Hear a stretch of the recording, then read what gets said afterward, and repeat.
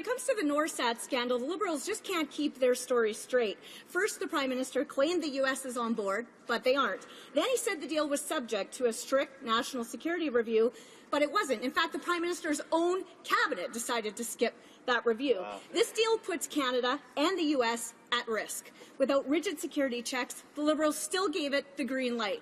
Will the Liberals listen to the concerns of the U.S., our closest friend and ally, and put Canadian safety first? The Honourable Parliamentary Secretary for Innovation. Mr. Speaker, national security is our priority and we take it very seriously.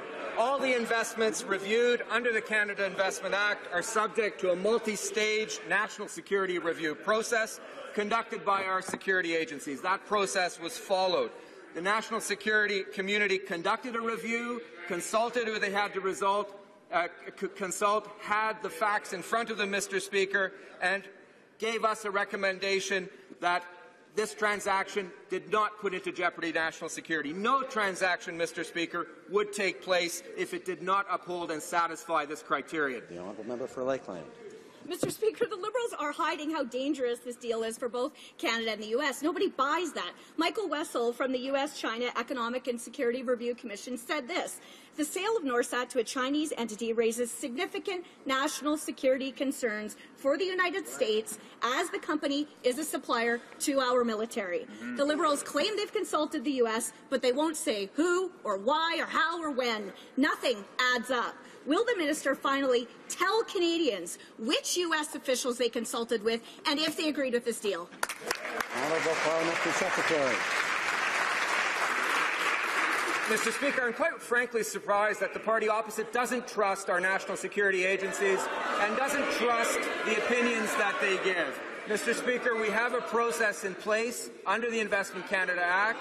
We followed that process. Our security agencies are required to consult, to investigate, and to have all the facts in front of them. They did that, Mr. Speaker. They gave us their opinion. We followed that opinion. Our national security has never been put at risk. The Honourable Member for Durham. Mr. Speaker, Canada and our allies depend on satellite communications to safely perform peace and security operations around the world. The news that the Liberal government has fast-tracked the sale of Norsat is causing the U.S. government to review its use of Norsat components. Why, Mr. Speaker? Because they feel it could put their operations and their people at risk.